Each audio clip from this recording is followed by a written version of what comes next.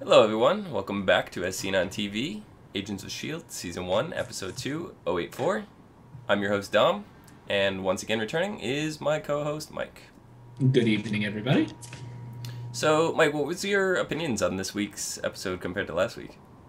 Compared to last week, I like this week a lot better. It seems like, I don't know. It seems like, a show that's been going on for a while, like they figured out how to do it and how to tell their story and do a good episode. Because, last week was the pilot, so it's like the pitch episode, basically. So Right. I like this one a lot better. It was definitely worth watching. Yeah, I know last week we mentioned it had a very, Mission Impossible Jason Bourne-esque feel to it, and this one I felt we had a very Indiana Jones kind of Mission Impossible hybrid going. Yeah, definitely with the chase scenes through the jungle and stuff, and finding an artifact and an ancient Incan temple and things like that. Definitely gave an Indiana Jones sort of feel. Yeah, they were very blatant with the Disney references this time in the temple when they were using the flying probe. They opened the case and they're like, there's 8 probes in there, and there was 00 was Snow White, and then 1 through 7 was the names of the 7 dwarves, and I think Bashful was the one that they actually used. I remember them using Sleepy at one Was point it too. Sleepy? Yeah. They used a couple. Yeah. You had actually also pointed out to me that there was a reference to Firefly, which I didn't pick up. Right. When Agent Ward comes out of he sends the 3 non-combatants, Sky and Fitzsimmons, into the temple. He comes down and extends the staff. At which point Coulson tells Commandante Reyes to tell all her men to get down. Jabs the staff into the ground. The head pops off and explodes in this bluish-purple shockwave, and it stuns everybody it hits. The beginning of the movie Serenity, the Firefly movie, Dr. Simon Tam, he's pretending to be a government official. He's standing there with a cane, a ceremonial office, whatever thing. And at one point, he lets something slip that reveals himself. He goes down to a knee, pounds it to the ground. Same exact thing. Head of the staff pops off, blue shockwave, everybody's stunned. So they're crossing technology over. So. Yeah, he's reusing ideas from other shows, which, hey, he can get away with it, Joss Whedon. I don't mind. Yeah, well, he wrote both, right?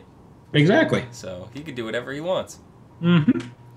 So this week we also got a little more backstory on Coulson, Agent May. Coulson actually confirmed that he was, in fact, stabbed through the heart, and mentioned that Tahiti is a magical place. So how do you think Tahiti ties into all of this?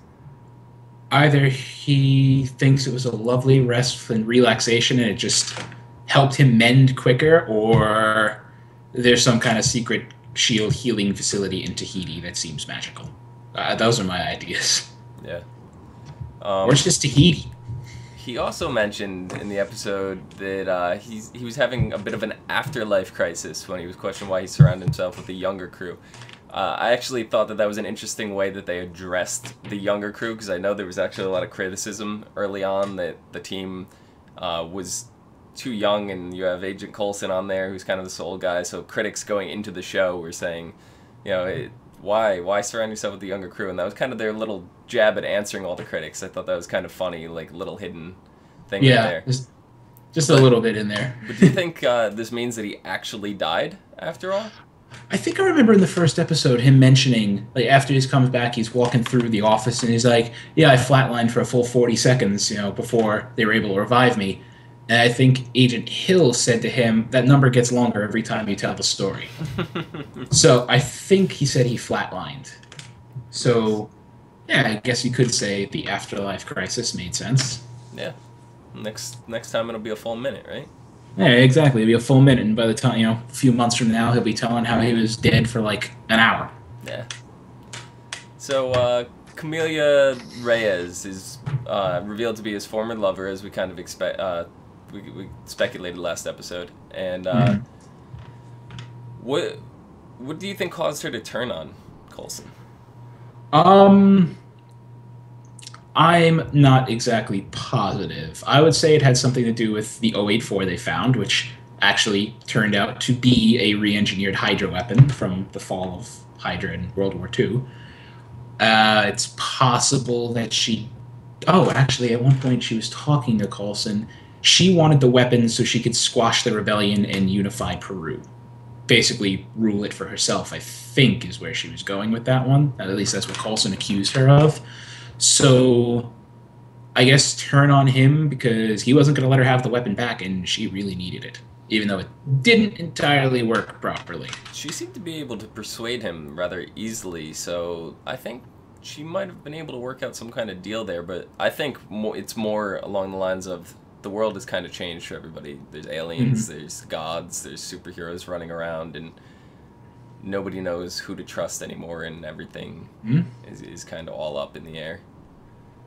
But we also learn Melinda, her backstory is actually being set up quite well now.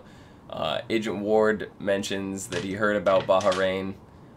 He notes that she's without a firearm, and later Coulson even apologizes for her having to see combat. So on multiple occasions, she's referred to as the cavalry. What do you think could have happened to her in Bahrain? Here are my theories on this one. Either because Agent Ward says, I heard about what went down in Bahrain, so that could either mean A, that's where the tragic whatever bad PTSD thing in her past happened, or it was just a mission that she kicked an exceptional amount of ass during. And as far as the cavalry comment, I believe that was just her nickname within the agency. Like, oh, we're sending in the cavalry, and it's just Agent Melinda May is all they sent. One-man army. But one woman army. True. So, also, as we speculated last episode, you nailed it. The 084 was revealed to be an object of unknown origin, and it was powered by a Tesseract fuel cell, giving off gamma rays, which later, after they recovered it ended up they used it to blow a hole inside of the plane to stop a terrorist attack, and we see the team actually coming together for the very first time as a unit. Everyone seemed to be utilized very well, but Skye seemed like she felt the need to alter the plan on the fly when a safety pamphlet flies by, when she gets the idea to block the giant gaping hole in the plane with an inflatable raft. Yeah, that one, I don't know what the original plan was for her to do, but all of a sudden this flies by and she sees it and she just gets dinged the idea. At first I was like, huh, that's pretty good. Like, wow, I would have never thought of that, and how the heck did that even work? But I mean, I don't know, maybe those life rafts are sturdy and rigid and all that stuff, so I guess it would hold and not get, squashed and sucked out the hole like everything else. So do you think we have to call Mythbusters in on this one? Yeah, they already this gave me an Indiana Jones feel to side, because in one of the movies, I don't remember which, it's been a while since I watched them all, they parachuted out of a plane with an inflatable raft, and Mythbusters tested that. So now maybe they should test, can you inflate a raft to plug a very, very large gaping hole in a plane? That'd be interesting. We need to call them, email them. It's probably already been suggested. People are like, oh, another life raft myth in a plane. Probably. Test it. So, during the episode, Agent Ward further stresses that he works best alone. You can see he's showing some resentment towards Skye through pretty much the whole episode. Skye continually struggles to find her place within the team, and they're almost complete polar opposites, but by the end of it, they kind of end up making a connection. So do you think we may see a love interest between the two? Possibly. It wouldn't surprise me. I mean, I don't know. I think it'd be a little cliche because how many network shows do stuff like that? Do I see a love interest coming? Maybe. 50-50. Will it be the most obvious thing in the world? Yeah, probably. But, I mean, I don't know. I guess Joss Whedon's never really done the obvious, so that's why I'm at the 50-50 point. Because, yes, it's obvious that there'll be a love interest down the line, but because people are expecting that, he might not do it. Yeah, I don't know. I think to keep some of the female viewers in there, they're going to need some kind of love interest storyline going on rather soon. Probably. They seem to make the most sense right now, but as you said, who knows, because he does not do the obvious. How about Fitz and Simmons, the two of them? There's got to be some kind of hidden love interest going on there. Those characters, they just don't seem that exciting to me. Yeah. I think they're the weakest point in the show.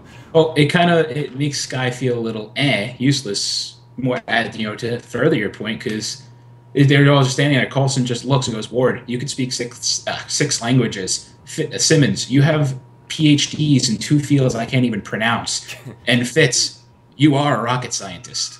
Yep. And then he leaves the room, and she's like, I'm good at stuff too.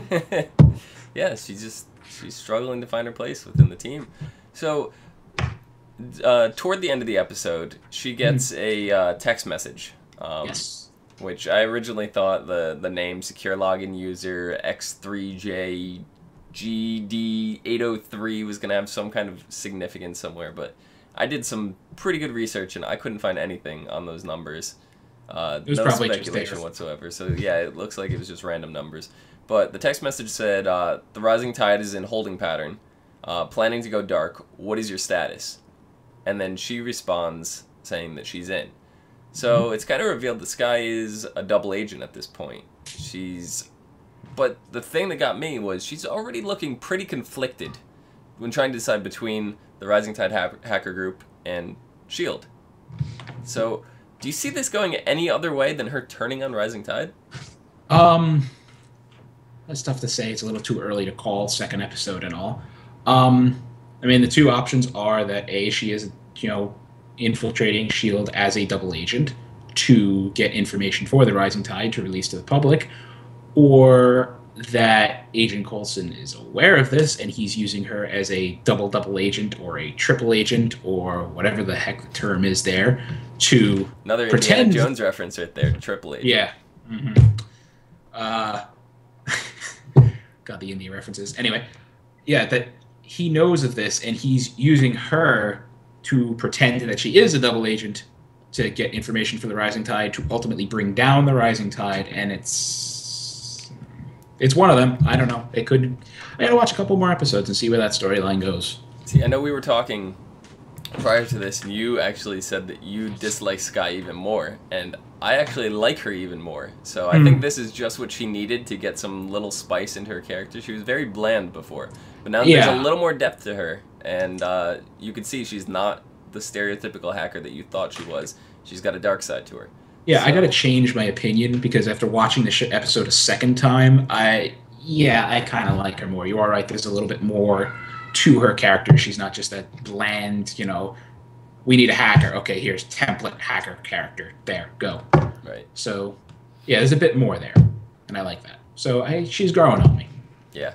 So also, as we were talking about last week, we were talking about Samuel L. Jackson coming in, possibly bringing in the Nick Fury character, and here we go, the end of the episode. After you missed it the first viewing, you said you totally didn't even catch it, and it's kind of like what Marvel does in the credits, the end credits of the thing. After the credits, there's an extra scene, and that's exactly what this felt like.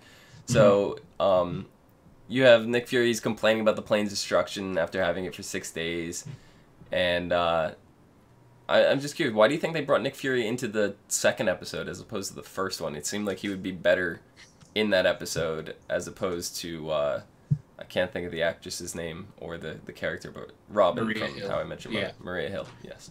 I don't know. It's possible that they recorded the pilot and they couldn't get a hold of him to play the part in time. I mean, how hard is it to just shoot one scene and shove him in there? Or reshoot a scene? Or I really have no idea why they wouldn't put him in as in the first episode, because like you were saying yesterday, that it would tie the movies to the series a lot better than they have so far, because he's a familiar character from so far all the Marvel Cinematic Universe movies. You see him in a lot of them. Right. So all of a sudden, here's this iconic, recognizable character, more recognizable than Agent Hill, and that kind of sets the pace a little bit better, I think. But I don't know. Maybe there's a underlying strategy, or maybe Sam Jackson was busy when they were recording the pilot. I don't know. Yeah, I'm not sure, but definitely appreciated his appearance. Hope to see more of him. It was definitely a very comedic little scene, so I enjoyed that. Don't have Fitzsimmons making any kind of modifications, like putting in a fish tank, and then after the whole scene's over, walks away. It's like, we're gonna have to pull the fish tank, and then bam, black. Yeah. So next week, episode 3 is called The Asset. Yes. And we've also been saying that the show kind of needs a supervillain. And we know the team is going to be looking for Dr. Franklin Hall, who in the comics is actually Graviton. Yeah. So the preview shows Agent Coulson walking on walls and various things, which further supports that Dr. Franklin is either already Graviton or he's going to become Graviton in this episode. What do you think? Well, from seeing the preview, yeah, Agent Coulson's walking on the wall, and then you see this machine spinning around with all kinds of dark energy or whatever, right? The Tesseract energy, something fueling it. And I don't remember the origin story for Graviton very well. If he's not already Graviton, this is what will make him, said supervillain. Because if I remember correctly, now this has been a while, Graviton, the accident fused his molecules with Gravitons, the particle, theoretical particle force carrier for gravity or whatever. Mm-hmm. And that gave him the ability to manipulate said gravity in some fun, creative ways. So I'm thinking that right now he's just a really good scientist, renowned, top, whatever, and this accident will make him. It will be an accident that will make him into Graviton in the future. Yeah, I can definitely see that. I'm looking very forward to this week's episode. I'd like it, yeah. Supervillain. That's nice. Yeah, because I wouldn't have expected him. I'd have called somebody else well before him. So once again, this is turning out to be such a great show. So that is all for this week. You guys can follow us on www.youtube.com/ASOTV podcast for more podcasts for some of your favorite TV shows. And Jasper decides to get in the frame. Hi, Jasper. Kitty. You have a Twitter people can follow you on? Yes, Twitter. My at Thilladren, THILLADREN. Okay. Yes, that's right. I will be setting one up soon. I do not have one yet, but I will work on that for next week. So until then, I'll see you guys next week. Bye.